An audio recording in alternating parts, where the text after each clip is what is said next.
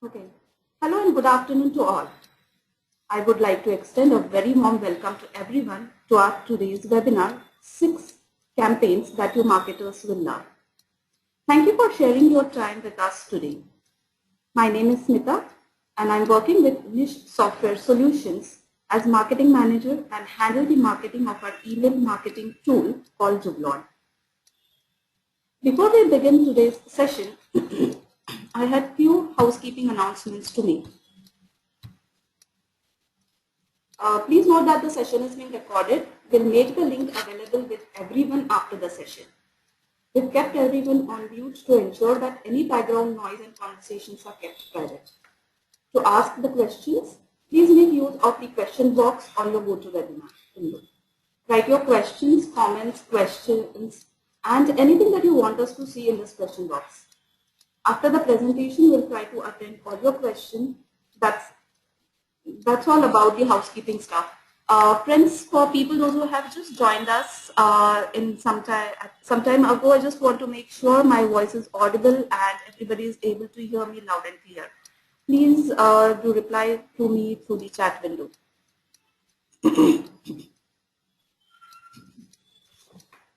Anu, are you able to hear me clearly? Yes, thanks. Fine. Friends, at one point or the other, we all marketers need example, or rather let me call them inspiration to do our jobs better. We all need to see examples of outstanding email marketing, I'll say outstanding content for marketing. It helps us get more creative, where we could show or showcase our experiments to our bosses. Along with that, it also helps us make our marketing even better. Most of the time, these examples are easy to find because most marketing content is publicly available on internet. But there's one marketing channel that is really very hard to find good examples of, and that's email. So today our guest speaker, Lisa, has collated 6 great examples of brilliant email marketing campaigns. Lisa Ferguson is an email marketing industry expert from the US. She also is a freelance journalist and co-owner of a media company, Macwins Media. Awake at this hot time and directly from US, I invite Lisa to begin today's webinar. 6 campaigns that you marketers will love. Just give me a minute, I'll unmute Lisa. Lisa, over to you. Hi, Smita. How are you this morning? This is hopefully all is well there. Well, actually, I guess it's not morning there, really, right? It's afternoon. Yes, it's afternoon. If anyone's having any trouble hearing me, let me know. Smita, I can still hear you a bit. Yes, we'll wait for the audience to type in their response. Guys, please let us know if you're able to hear Lisa. Lisa, if you could just speak up a little bit. Sure, absolutely. I'm going to be talking this morning a little bit about 6 email campaigns. I say this morning because I'm coming to you, as Smita mentioned, from sunny Buffalo, New York, where it's not sunny at all. It's actually about 5:30 in the morning, but still very excited to talk with you guys. If you could just let us know if I'm audible, we will begin. Yes, Lisa, everybody is able to hear you, and they say it's a great sound. So you can start the session. Excellent. Excellent. Great. Well, just to give you a little bit of format today, what we're going to do, as the title suggests, is talk about 6 different email campaigns that I think everyone will love. The idea here is that each of these email campaigns, I think every small business owner, every marketer can pull tips and tricks from. As Smita mentioned, inspiration is always helpful when you're trying to come up with different email marketing campaigns. So I'm going to go through all 6 of the campaigns, and then at the end, we're going to open it up for a question and answer session, and just as you're doing now, you'll be putting your questions in that little chat window later on. So as we're going along, should you have a question, feel free to jot it down. Smith is going to collect those questions at the end, and then I'm going to go over them as well. So without further ado, we can hop into our first example here. The first example, you'll notice I've titled Logo GlobeUp.com offers a holiday deal. Now, the reason I started with this particular email is because I think a lot of marketers, a lot of small business owners tend to gravitate towards promotional emails. You know, I think it's one of those go-to emails that everybody kind of pulls out of their hat when they need to. The kicker is a lot of small businesses, a lot of marketers tend to use them only around the bigger holidays, right? And I think it's important to remember that you can use promotional holidays that are a little more off the grid, so to speak, a little less popular. For example, here in this particular example, there's a 20% off coupon that was sent via email for Halloween. LogoUp.com, for those of you who maybe aren't as familiar with the company, essentially they sell, it's an online company that sells business gear, promotional gear, so you can get your business name printed and embroidered on t-shirts, hats, gym bags, that kind of a thing. So if you take a look at the email, it looks pretty sharp, and you know, it's sent obviously on kind of one of these off holidays, which is kind of nice, and it provides an extra hook. I'm going to go over just some of the highlights that I think are great about this particular email. It has a very clear intention and clear language, right? When you take a look at it, there isn't a lot of text that clutters it up. You know, very few words actually. It's probably a dozen or so words or less that kind of get the point across, which is nice. It explains how to take advantage of the deal. All you have to do, pop in this user code, right? 20SAVE. That's pretty easy, as it's evident in this orange banner here. And they've got some great graphics. I always think that maybe that's one of the things that email marketing tends to lack sometimes. We're great at the text, we're great at, you know, the call to action. We include links so people can get back to our websites and such, but sometimes we forget the power of a good graphic and how that's appealing to people. So you'll notice, you know, they've got some people dressed up for Halloween down at the bottom. You know, the graphics are nice. Colors match the Halloween colors. So good graphics is always something to remember. Big question here, of course, why do we love it? Well, to be honest, I've covered some of this because promotional emails are very common. You know, we tend to gravitate towards promotional emails, and I think one of the best things about this, one of the takeaway messages from this, is that you can use any holiday, whether it's common or popular or even an off-color holiday. I've seen marketers use odd holidays like Margarita Day, for example. If you can only imagine, there is actually a Margarita Day, and so, you know, some small businesses have sent out holiday emails around that particular holiday. The idea here, everybody loves a deal, you can't go wrong, and so when you're trying to think of your next promotional deal, try to consider using a bizarre or off-kilter holiday to provide a hook. Our next example kind of combines email marketing and social media marketing, and that's one of the reasons why I think it's a great one to share with you. Fabletics uses an email to promote a social contest. Fabletics is another e-commerce company. They sell workout gear, as evident by the picture here. Some of the highlights that I really like about this particular email campaign, it has a clear and catchy subject line. If you look up here, this is what landed in my inbox. Actually, I pulled this one right from my inbox. Like it, share it, win it, wear it. You know exactly what you're opening when you click on this particular email, and that is a great subject line, catches the eye. When you open it, it's pretty easy to figure out what's going on with it. They have some very easy rules here, very little text to explain it, right, and a very clear and easy to spot call to action. Even if I didn't read one word on this particular email, my eye is instantly drawn to that red box right there, that enter now down in the right hand corner. And that's a really good tip as well for all of us to remember moving forward, is we need those easy to spot call to action so that people can easily figure out what it is that you want them to do, what the desired action is from that particular email that you send. So I think this is a good inspirational email to remind us that we can combine our email marketing and our social media marketing, and I'll show you on this next slide what happens when you click on that call to action within that email. That person is instantly taken to a Facebook page where they can actually enter to win. So it's very easy. There aren't a lot of screens that you have to go through, and then this particular screen here on Facebook explains how to enter to win, right? So essentially you have to share one of the pictures. Very easy to handle. Again, combines that love of email marketing and social media marketing. And keep in mind you're kind of cross-promoting here, and that's one of the reasons why we love it. You're also able to increase your social media audience. When you've got people going from email over to social media, now they're thinking, oh, not only do I want to enter this contest, but I'm going to like their page, and oh, now I'm curious about what they're doing on Twitter. I wonder if they have any cool deals or announcements or workout specials that I might be able to tap into. So you're introducing your clients, your customers, your subscribers to that social media aspect of your business as well, and you're running a simple contest. I think that's one of the things that people need to take away from this as well.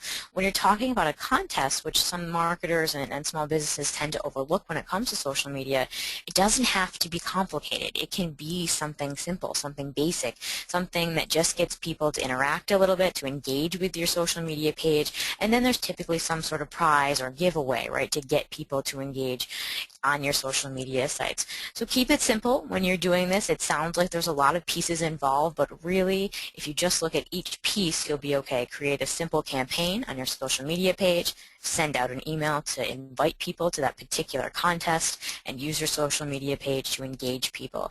And ultimately, you'll have a really nice package here between email marketing and social media. Just a couple more reasons why we love it here. It generates some buzz. What's better than that as a marketer? If you're generating some buzz around your brand, if you're giving people an incentive to get involved, and you're showing value. One of the things that people want to take away from email marketing and social media marketing, for that reason, for that matter, is value. People want to see that your brand, your company is engaged, and that you have something to bring to the table, that it's not just junk, for lack of a better word. So great example here when it comes to Fabletics and running this social media contest. Our third example comes from Destination Maternity, and again, I actually pulled this one right from my own inbox. I'm actually expecting my first, so these emails kind of speak to me. What I've called this is a journey campaign. So essentially, every single week, Destination Maternity, which is a clothing store for people who are pregnant, for moms-to-be, every single week, that particular store sends me an email. And if you look up in this first box here, this first picture shows what those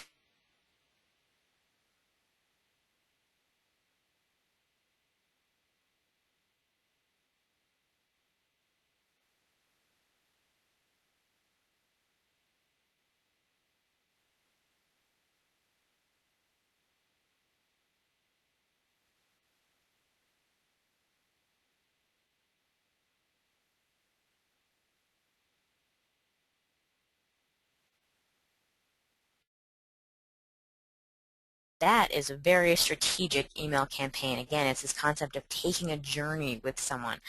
And I think it's very, very brilliant, to be honest with you. Some of the highlights that I like about this particular campaign: they've got a clear subject line. We just went over those. There's no ifs, ands, or buts about what it is that you're opening. And each one of the emails that you open, this one in particular that we have a picture of is actually week 13, just promotes one product. In this particular case, they're talking about jogging pants, So it's not this big shopping list guide of all this junk that a mom, needs at that particular time. No, it's just one thing. It's very focused, it's very controlled, and to be honest, that's one of the reasons why we love it. It addresses this weekly need of an audience. It has a crisp look, and I think it's not just for, materials here. Obviously, this is a great example, but anytime you can tap into the needs of your audience in that kind of a specific way, all the better you are, right? I mean, if that, subject line was different, if it said, week 13, prepare for, childbirth or something like that, there obviously would be off base. There would be a disconnect there. So if you can, in your way, figure out what your customer's journey is as a marketer, as a small business owner, and tap into that, I think you can use that as an email marketing tactic. Does that make sense? Hopefully it does. We can talk a little bit more about that in the questions section if some folks have some questions about that. Our fourth email marketing campaign that I want to talk about is BuzzFeed. BuzzFeed depends on humor is the title that I've got here. BuzzFeed, I'm sure a lot of you are aware of it, but essentially it's a news blog, but it keeps the content really funny, really laid back, and the emails that I get from BuzzFeed promote their content, right? So this is a different kind of email. This email isn't, you know, sent to me to offer 20% off. This email isn't convincing me to join some sort of social media contest. This particular email's purpose, and its only purpose, is to get me to read their content. Period. Has a very clear purpose. And what's great about it, and I'm sure a lot of you are familiar with BuzzFeed, its highlights are humor. You know, so when you take a look at a headline like this that I opened in my email, 18 surefire methods for getting out of bed in the morning. Who doesn't need that sometimes, right? So the fact that it's humorous and that it has a conversational tone are certainly the highlights here. Why we love it. Content that is sent via email is most relatable. So essentially BuzzFeed populates their website with, you know, dozens and dozens of articles per day, but the ones that land in my inbox are the ones that I believe are the most relatable to people. And that's a good way of kind of discerning which ones should be highlighted in your email campaign. Of course, now the reason why we love it, this idea again is kind of cross-promoting two different things. You're cross-promoting, you know, email marketing, but you're also getting people to go right back to your blog, right back to your website to read that particular article. So, I mean, all I have here in this inbox, in my inbox here, is a headline and 2 sentences of a description and a picture, right? So, I mean, if I'm interested in it, I have to click that link. I have to go to the website to read more, which I think is something that sometimes we tend to overlook. You know, marketers tend to gravitate towards, you know, your promotional emails, maybe even your social media contests and such more lately, because I feel like that's kind of a trendy topic. But, you know, sometimes we're not as reliant on promoting our content, and content is always something that you want to be promoting, especially if it's something that you're writing that's of good quality. You know, if people might not know that it's there, to be honest. People might not be visiting your website or your blog on a regular basis. So it's okay to use an email marketing tactic like this to remind people to say, hey, we've got this really cool article online. Please go check it out, and to let them know that that exists via email. It's great. Our 5th example here is actually, I think, a good one, something that lands in my inbox as well that I have recently signed up for. Everybody needs some inspiration when it comes to cooking, right? So I've signed up for this particular newsletter, NOSH, on it. Essentially, they're just sending me recipes on a weekly basis. But one of the things that I love about this particular email campaign is its forward to a friend graphic that is in the corner here. Very prominent, very clear, and I think it's one of the things that, again, we overlook when it comes to emails. Of course, as we're just sending personal messages back and forth, you know, forwarding an email here and there, we don't think twice about it. But sometimes, you know, people who are on the receiving end of your promotional email or your marketing email, whatever that email purpose may be, don't really think about forwarding it to a friend unless they have this little notation in the corner that kind of jogs their memory. And now they're thinking, oh, yeah, you know what? My friend down the street might really like this 3-ingredient Butterfinger bars because I know her kids are just, you know, huge fans of Butterfingers.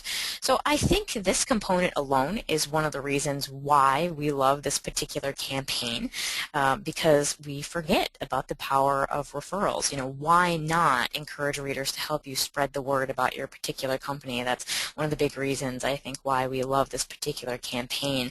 But the other highlights of it are, again, you know, much like some of the other email campaigns that we've gone over, it has a clear and visual design.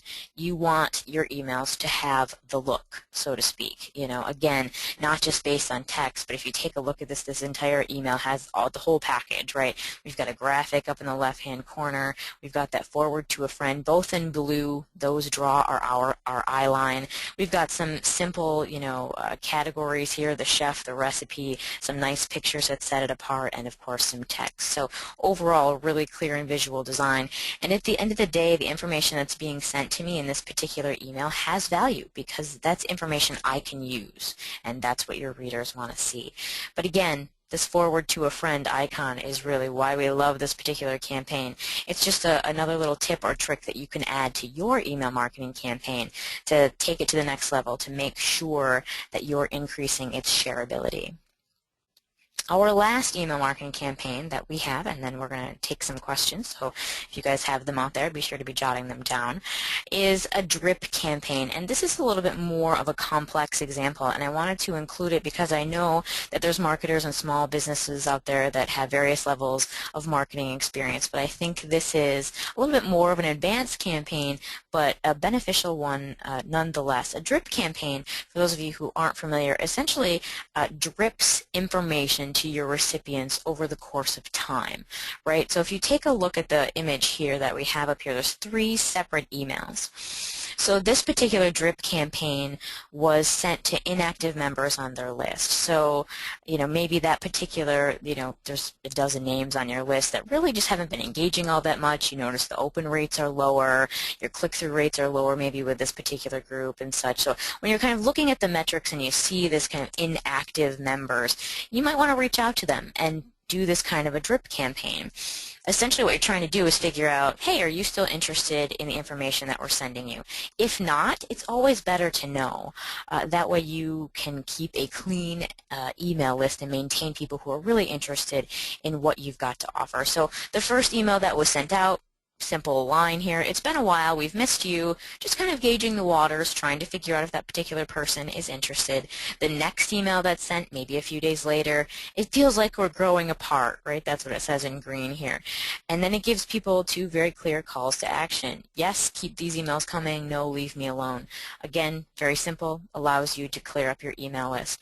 A few weeks later, whether you've heard from that, particular person or not, if you haven't heard from that particular person rather, then there's another email that's sent, your subscription has expired. So again, it's this idea of a drip of information. And you can use drip campaigns not just to reactivate your inactive members. There's many different purposes for drip campaigns, and we can talk about that a little bit in our question and answer session if people are curious about that. But the idea here is that this particular campaign can be helpful for many different purposes, and it's a great way to maintain that email list. And we love the fact that it's got this, great look across all of them. All of these emails look very similar. You know what you're getting every time you open them. It's one of the reasons why we love it, and certainly something that I feel like small businesses can take away from this particular example as well. So with that said, those are our 6 email campaigns that I feel like everyone can love. We're going to turn it over to questions at this point. I love to chat with you guys, so feel free to type in some questions over there on the question box. Smitha's going to read those and gather those and send them my way. And just as a note, as you guys are typing up those questions, what we're going to do is take this webinar and, of course, put the audio together, and then we're going to break out those examples again in a more visual manner on the blog, on the Juvlon blog a little later. So you'll be able to revisit each one of these examples that we've gone over and kind of take a look at them, take them home for homework, so to speak, and hopefully grab some inspiration from them. But at this point, I'm happy to take any questions, whether you're curious about why I picked a particular one or how you can apply some of these tips and tricks to your particular email campaigns. I'm happy to answer any questions. Thank you, Lisa.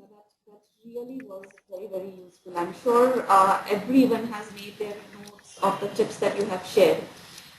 Especially my favorite one was the humor, having humor in the content. That really, I'm very sure that each one of us likes it once in a while. That's true. Friends, very quickly, I would just like to introduce you to Juvlon for people those who have not heard about Juvlon. Juvlon is a multi-channel messaging software. Juvlon helps you in sending bulk or mass emails. That is, we can say that it helps you in email marketing. Along with that, I'm also happy to announce that we have recently launched SMS marketing also. I have another announcement to make. Exclusively for this webinar attendees, the Team Juvlon, we are extending a service of reviewing your email campaigns. So based on what Lisa has just shared with us, we will simply be reviewing your email campaigns and sharing our review with you. What do you have to do for this? You just have to write an email to me where you say that you are interested to get your emails reviewed, and we'll get it started from there. Okay, I'm opening this session for the questions and answers. I can see there are many questions that are coming in with this. Lisa, I'll just take one by one. Friends, let me tell you one thing, that we might not be able to accommodate all the questions, but let the questions come in. We promise that we'll gather them together and share the answers with you. Lisa, here's first question. Should email campaigns be backed by social media campaign? So what do you have to say? I know you had briefly mentioned about it in the presentation, but I think this question. Yeah, it's a great question, to be honest. I think the answer is yes. The short answer to that question is yes. That's not to say that it has to happen every single time. And when I say backed by social media, it doesn't have to include a contest. I think it's important as we're moving forward and creating these email marketing campaigns to not leave out social media. So when it comes to cross-promoting the two, if you can, if you have time, if you have the resources, I think it's always best to do. It doesn't have to be in the form of a contest, though. I think it's just important, at the very least, that every email maybe include your icons to your social media pages. So, you know, a little Facebook icon so people can click from the email right to your Facebook page. Same for Twitter. You know, whatever social media sites that you use, as long as you make sure that those are involved in your email, I think that's a phenomenal first start. If you want to take it, you know, 1-2 steps further and start, you know, encouraging people to go to these social media pages for contests, as the example is shown, I think that's even better. Lisa, I just had one quick question about all these examples that you have shared. What's the typical size of the company, the examples that you have taken? What's the typical size of the companies for the examples that you have selected for today's presentation? Yeah, I selected all of these from, I would say, medium-sized businesses, and I did so because I feel like each one of the examples was obtainable for really anyone to take tips and tricks from. You know, you can design those emails fairly easily using a lot of the templates that Juvlon has.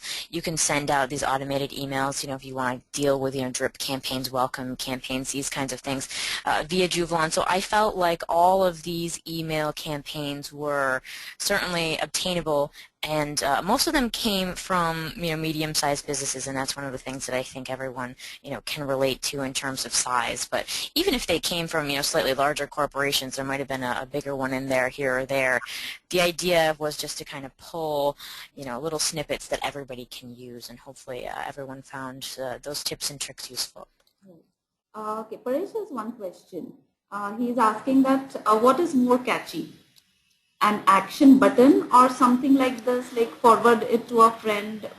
He's just said one thing because at first go I did not notice this one, so it's like probably the action button is seen first, but then what is important, like is it the action button or forward it to a friend? That's a great question, and to be honest, both both are important. Every single email that you ever send should obviously have a call to action, right? I think when you're talking about the forward to a friend button, I think that can be one of your calls to action. It's important not to clutter your email with too many calls to action, but I think you can include both. And I'm not saying you should do so in every single campaign, in every single email that you send, but let's say, you know, you're sending out a really cool incentive, you know, for a holiday, you're sending, you know, 50% off. You know, maybe you have 2 call to action buttons, and I agree with you in the sense that that one particular icon that we went over, that forward to a friend, was kind of up in the top right corner, and maybe it didn't catch your eye. You know, keep in mind that you can move that, and I think I agree with you. I think I probably would move that. I would probably tend to put it more, you know, into the middle of the email, still above the fold, so to speak, but, you know, maybe my 2 calls to action would sit side by side. You know, one call to action would say shop now or take advantage of the deal or what it might be, and then the other one that sits right next to it would say, you know, refer to a friend. So you have both of those icons, you know, in a different color, staring right at the reader, right at the subscriber, so that they can click on either or both for that matter. But they both do have importance, but I agree that you probably don't want to clutter up your emails too many times with the forward to a friend option, but certainly something that I feel like we don't really use much at all in the marketing world anymore. When it comes to email, we just assume that everybody thinks, oh, I'll just forward this over to my friend, and that's probably something that does happen, but that little reminder is always helpful. So hopefully that answers your question. There's one more question that we have is like, what type of email campaigns can be sent if I'm marketing a new software in the market? That's really an interesting. So that's some new software or new product that's come in the market, and what kind of a email campaign? Yes. I think there are several, and it's a great question. We tend to, have a lot of examples that focus on retail, but when it comes to, software and such, it's a great question, and a great way to reach your customers and subscribers is certainly with email. A couple of emails that you can send. I would certainly say a welcome email. If you've got a new customer that comes on board that's interested in your product, welcome them immediately. One of the great things about software that I think is sometimes underused when it comes to email marketing is a demo. Use an email to invite an interested customer or client to try your product, and make sure that that's something you have available on your website, whether it's a week trial or maybe it's a free download for 2 weeks or whatever it might be. Let people see what it does, and if you have the means and resources, even an email that has a video embedded in that email that gives people a quick tour, if you will. Let's say you have one of your folks within your software company almost just give a visual tour. Here's what our software is. Here's what you can do with it. Look at these cool features. Shouldn't be very long. You're not, talking about something that's going to go, on 45 minutes, but try to do like a 2-minute teaser video that you can email to your customers as well to really show off your product. When it comes to software, you can also do content. BuzzFeed obviously focused on, funny, humorous content, but let's say you put some content on your blog that goes over 5 reasons why our software is best, or 5 reasons why our software does X, whatever your software does. Put that content on your blog, send an email then, just as BuzzFeed did, with a title and a brief description of that particular content to get people to go from their email over to your blog to learn more in detail about your particular software. Those are just a few that I would tackle, but I think a demo is huge, and I think getting people to get to your blog to read more about your particular software is vital. Anytime you can give people more information about your product and get them further along in that buying process, the better off you are. Right. I completely agree. So a few points to just reiterate what Lisa has said about the new software is welcome emails, and then some having a quite clear call to action on the website to take a free trial probably, and then have some good content on the blog. That's really wonderful. We have another question, which is like any tips around typical behavior traits of target audience. He's asked like if the audience is of 25 to 35 years, between this age like 25 and 35. These are working women. This is with respect to drawing attention to campaigns. So do you see any typical behavior traits? Let me just make sure I'm understanding the question.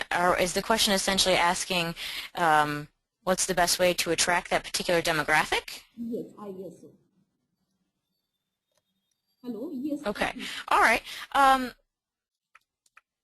Essentially, when you're talking about attracting any kind of demographic, you do want to stop and think about what appeals to that particular audience, right? And if you're dealing with a new demographic and maybe you're not really quite sure what those behaviors are, it always pays to do some research, right? Even if you are sending out, once you have a few people on your email list, even if you're sending out a survey email asking them what they prefer. That's okay. In the world of marketing, sometimes we think that we assume exactly how our customers are going to act, when in reality maybe we're off base on a little bit. So I think it's okay to one of the emails to send, just to make sure that you're on the right page, is an email that asks them what their preferences are. Do you prefer getting emails about this or that or the other thing? Are we off topic on something? Any kind of survey is probably helpful.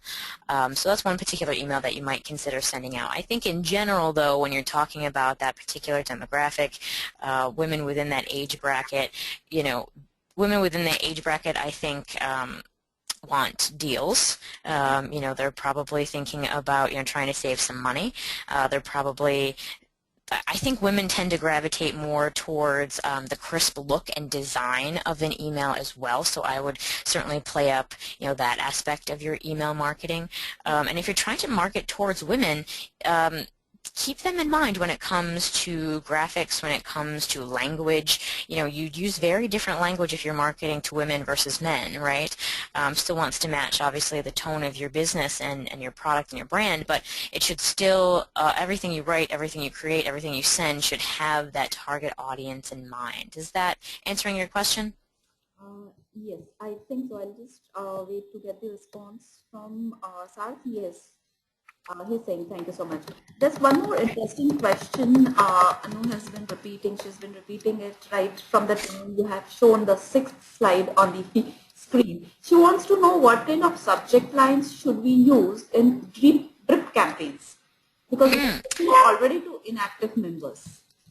Yeah, that is a great question. Subject lines, no matter what the email, are always important. But when it comes to drip campaigns, you know, some people are always curious, you know, should there be a specific subject line if it's a drip campaign? You know, should people know that it's kind of part one of a three-part email, so to speak? And I think the answer to that particular question that I get asked a lot is no.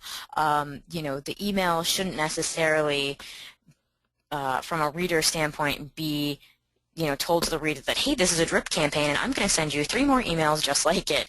I think that's one of the questions that I get a lot. So the only reason we call it a drip campaign is really for the back-end purposes, right? Is really for marketing purposes, so that you know that, a series of emails is going to be sent to that particular piece of your list. When it comes to subject lines, though, I think the same tips apply, no matter if it's a drip campaign or if it's a promotional email or whatever it might be.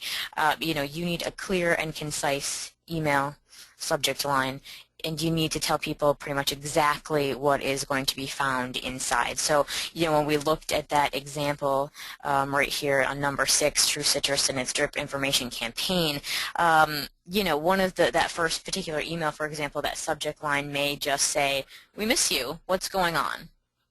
Right? That's a pretty simple, short email. It obviously coincides with exactly what that email is when that person opens it up.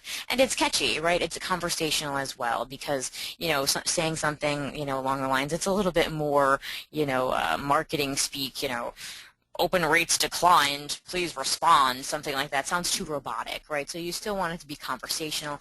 I think all of the subject line rules still apply even when it comes to a drip campaign. Anu is also agreeing with that. That's cool. Okay, we have another question is there a set of equation to the mix of text and image that should be used in an email draft? In case of slow connection, text loads before the image does.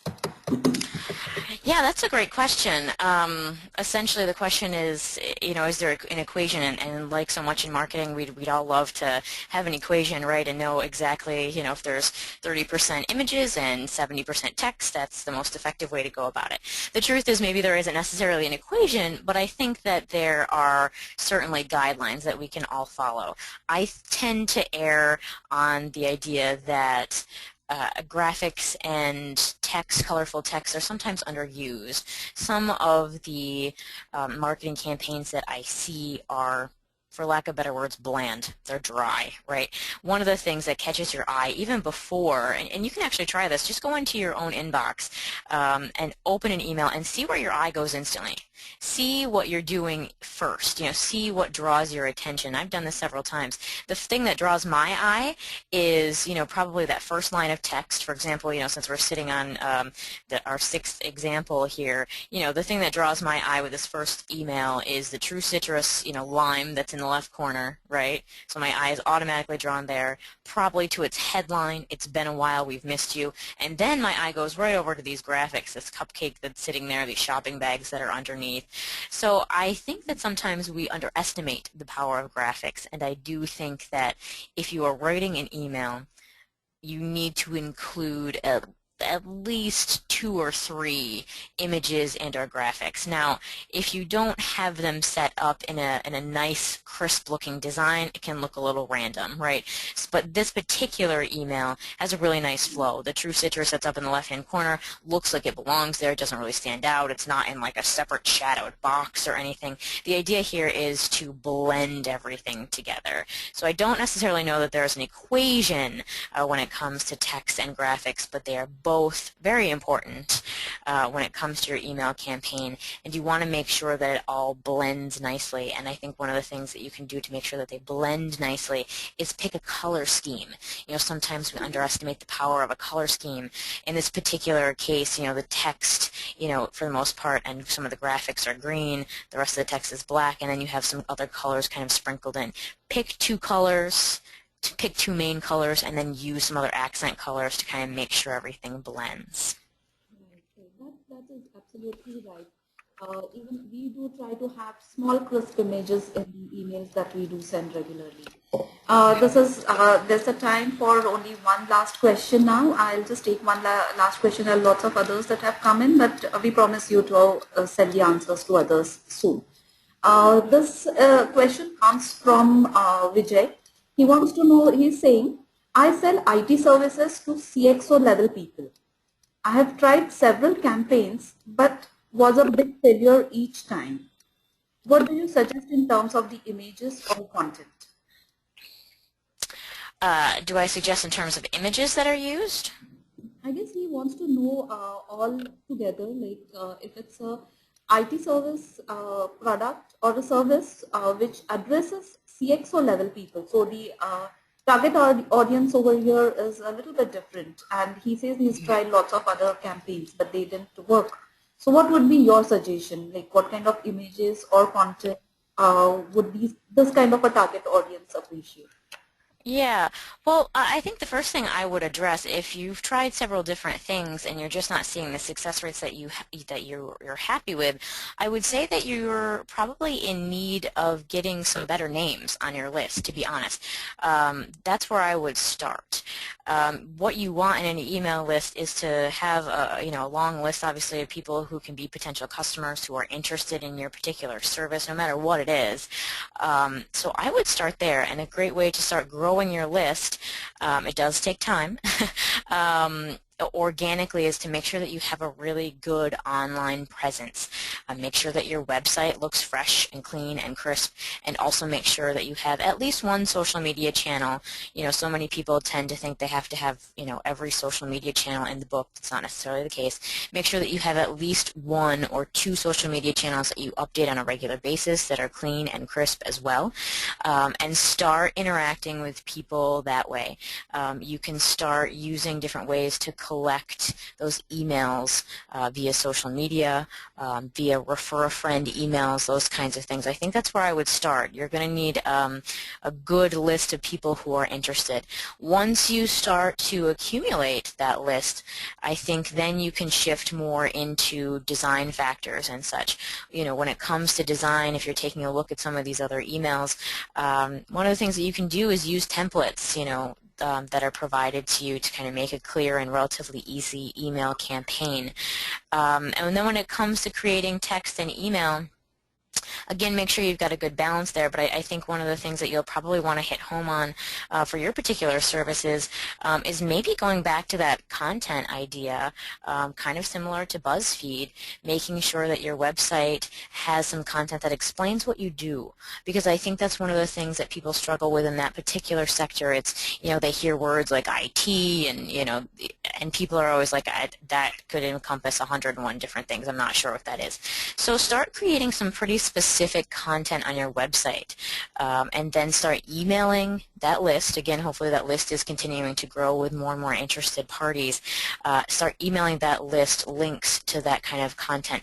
It's got to be specific, and you've got to explain more about what you're doing, I think, and I think that will be helpful. In terms of images, that can be tough when you're offering you know, kind of a service like that. Any of our, you know, service-based clients and such that are out there, that's tougher, right? If you sell T-shirts, then you can obviously put a picture of a T-shirt. That's easy. But if you're selling software or something that's a little less visually stimulating, let's say, for lack of better words, that can be tough. My suggestion would be to, you know, try to go to maybe one of these stock image sites, you know, something like Shutterstock, and see if you can't get your hands on maybe some images, even if they're generic images or graphics that, you know, your company may use those within your email as well to give it a little bit more of an edge and a nice design. You'll have to pay for those images online, but, you know, once you kind of have a nice pile of, you know, a few, you can kind of rotate between them. That's several tips all balled into one. Hopefully that's helpful. Right, right. I do agree with that. Vijay, I'll suggest you to send across me an email so that we can review your emails and the campaigns that you have been sending. Friends, with this, we'll have to close this question and answer session. Lisa, once again, thanks a lot for being a guest speaker for today's session. Yes, I enjoyed it. Yeah, we received lots of compliments for today's webinar. I mean, people are really very happy, and I'm sure they're really taking home some good tips. Great. Audience, thanks to all of you. You've been a really wonderful audience for us. And I would again like to repeat that we, Team Juvlon, would be accepting your promotional emails for review. You simply have to write to me at my email ID and let us know that you're interested in getting your emails reviewed. With this, I'll end today's session. You all enjoy the rest of your day. Thank you so much.